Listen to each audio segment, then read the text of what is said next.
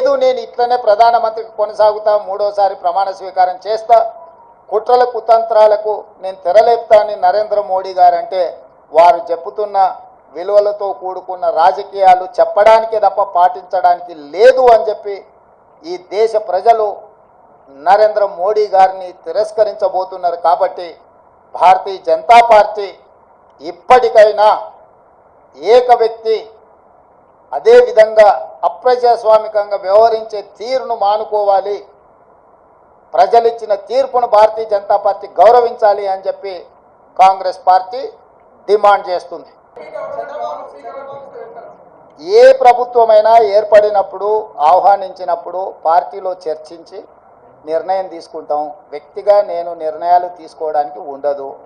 Party సూచనల మేరకే నేను వ్యవహరించాల్సి ఉంటుంది. ఇది సిద్ధాంతపరంగా రాజకీయ పరంగా పార్టీ తీసుకోవాల్సిన నిర్ణయము. ఏ ప్రభుత్వం ఏర్పడ్డా స్నేహపూర్వకమైన వాతావరణంలో సమస్యలు పరిష్కరించుకుంటామని నేను ముందే చెప్పిన. ఈరోజు కూడా నేను ఆ మాటకున్నా. ఆంధ్రప్రదేశ్లో ఏ ప్రభుత్వం ఏర్పడ్డా ఆ ప్రభుత్వంతో సంప్రదింపులు చేపట్టి రాష్ట్ర సమస్యల్ని శాశ్వతంగా పరిష్కరించుకుంటాము. ఉమ్మడి క్యాపిటల్ చట్టపరంగానే సమస్య పరిష్కారం అయిపోయింది.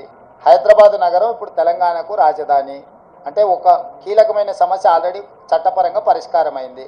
మిగతా ఆస్తుల పంపకాలకు సంబంధించి, నీటి పంపకాలకు సంబంధించి ఉన్న సమస్యల్ని తప్పకుండా కూర్చుంటాం, చర్చించుకుంటాం, పరిష్కరించుకుంటాం. మాకేం బేసిజాలు లేవు. రాష్ట్రం యొక్క అభివృద్ధి, రాష్ట్రం యొక్క అభ్యున్నతి కోసము ఎవరితోనైనా చర్చించడానికి మేము సిద్ధంగా ఉన్నాం, పరిష్కరించుకుంటాం. ఏం ప్రభాకర్?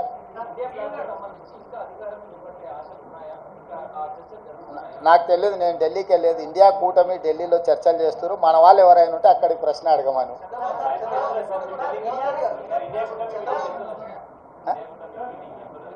ఇండియా కూటమిలో జాతీయ నాయకులు ఆ కూటమిలో ఉన్న వివిధ భాగస్వాములనే ఇప్పటికి పిలిచిండ్రు. ఇంతవరకు అయితే ఆహ్వానం రాలేదు. ఏదైనా ఢిల్లీకి సూచన చేస్తే మీరు తప్పకుండా వెళ్తారు. క్యాబేసి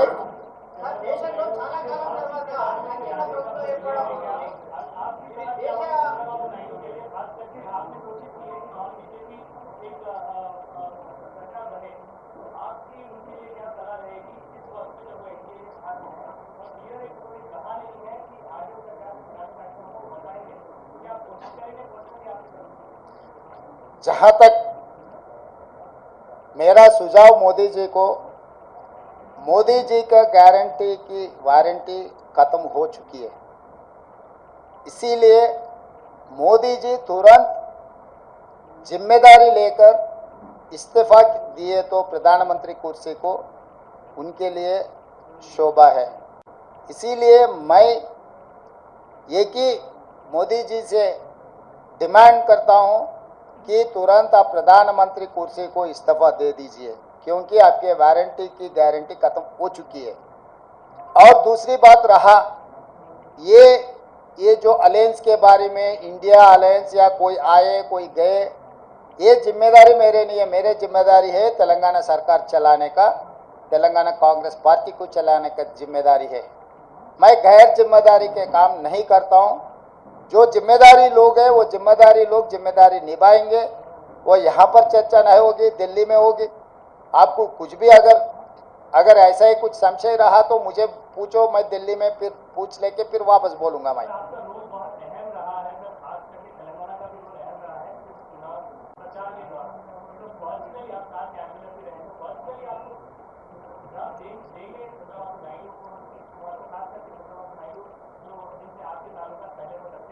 अरे सबसे सबका ताल्लुकात है, कौन किससे पहचानते नहीं। जितने सारे लोग हैं, नीतीश कुमार जी पहले कांग्रेस पार्टी के साथ भी काम किए, बहुत सारे लोग कांग्रेस पार्टी के साथ किए, सो वाले आज एनडीए के अलायंस में है, या एनडीए में जो लोग हैं अभी इंडिया अलायंस में भी है। ये सब सारे प्रदेश लेवल पे चर्चा नहीं होने वाले हैं, नेशनल लेवल पे चर्चा होने वाले हैं। नेशनल लेवल पे अभी अलायंस का, इंडिया अलायंस का कुछ मीटिंग चल रहा है। मीटिंग में जो तय करेगा वो हिसाब से इंडिया अलायंस आगे जाएगा।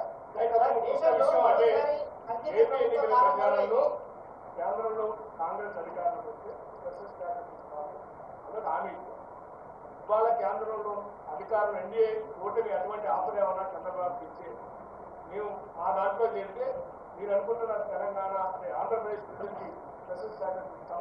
నిన్న రాహుల్ గాంధీ గారి పత్రికా సమావేశం చూస్తే మీకు అందరికి స్పష్టత వచ్చి ఉండాలి. ఆంధ్రప్రదేశ్ రాష్ట్రానికి ప్రత్యేక హోదా మా మన్మోహన్ సింగ్ గారు ఇచ్చిండ్రు. మన్మోహన్ సింగ్ గారు ఇచ్చిన మాటకు పార్లమెంటులో చేసిన చట్టానికి కాంగ్రెస్ పార్టీ కట్టుబడి ఉన్నదని రాహుల్ గాంధీ గారు విస్పష్టంగా ఆంధ్రప్రదేశ్కు హామీ ఇవ్వడం జరిగింది. ఇది చట్టబద్ధతతో కూడుకున్న హామీ, ఎన్నికల హామీ కాదు. అది 2014లోనే రాష్ట్ర పునర్విభజన చట్టంలో నాటి ప్రధానమంత్రి మన్మోహన్ సింగ్ గారు ఆంధ్రప్రదేశ్కు ప్రత్యేక హోదా ఇస్తామని చెప్పడం జరిగింది.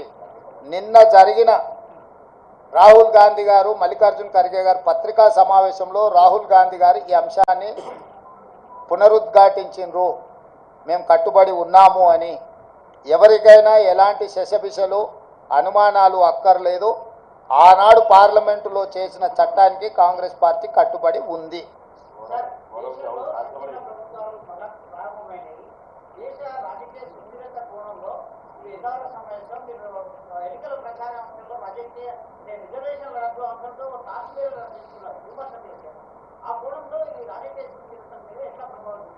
అంటే డెఫినెట్గా ఈరోజు 42% బీజేపీకి వచ్చి 41% ఇండియా కూటమికి వచ్చిందంటేనే ప్రజల ఆలోచనలో మార్పు వచ్చింది. మరీ ప్రధానంగా వారణాసి ప్రధానమంత్రి గారు పోటీ చేసిన ఉత్తరప్రదేశ్లో సమాజ్వాదీ పార్టీకి అత్యధిక స్థానాలు వచ్చినాయి. ఈరోజు సమాజ్వాదీ పార్టీ కాంగ్రెస్ పార్టీ దాదాపుగా 40 పైగా సీట్లను సాధించడం జరిగింది. 37 స్థానాలు సమాజ్వాదీ పార్టీకి వచ్చినాయి, 7 కాంగ్రెస్ పార్టీకి వచ్చినాయి. అంటే దాదాపుగా 42 స్థానాలు సమాజ్వాదీ పార్టీ కాంగ్రెస్ పార్టీ ఉత్తరప్రదేశ్లో గెలవడం జరిగింది. రెండవది ఫైజాబాద్ పార్లమెంట్. ఫైజాబాద్ పార్లమెంట్ అంటే అయోధ్య రామ మందిరం ఎక్కడైతే నిర్మించిందో ఆ పార్లమెంట్లో బీజేపీ ఓటమి చెందింది. అంటే రాముడి పేరు మీద ఎన్నికల ఓట్ల యాచక వృత్తి చేపట్టడాన్ని రాముడు కూడా క్షమించలేదు.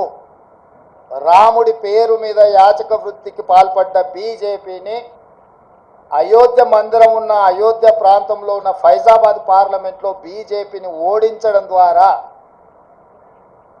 భారతీయ జనతా పార్టీ నాయకులకు దేవుడు కూడా గుణపాఠం చెప్పిండు. ఈ అంశాలన్నీ కూడా మన కళ్ళ ముందే జరిగినాయి. మోడీ గ్యారంటీ మీద ప్రజలు తీర్పిచ్చిండ్రు, మోడీ గ్యారంటీని తిరస్కరించిండ్రు. రాముడి తలంబ్రాల పేరు మీద ఓట్లు కొల్లగొట్టాలని చూస్తే రామ మందిరం నిర్మించిన అయోధ్య ఉండే పార్లమెంటు నియోజకవర్గం ఫైజాబాద్లోనే బీజేపీని ఓడించడం జరిగింది, ప్రజలు తిరస్కరించడం జరిగింది.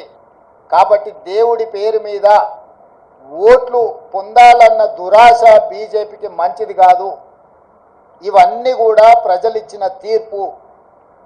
ఈ తీర్పును దృష్టిలో పెట్టుకొని మనం అందరం కూడా భవిష్యత్ కార్యాచరణను నిర్ణయించుకోవాలి.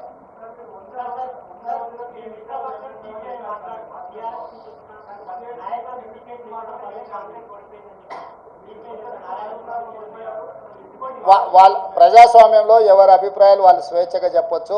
వారి స్వేచ్ఛను నేను హరించను. వారు స్వేచ్ఛగా అభిప్రాయాలు చెప్పొచ్చు. Thank you.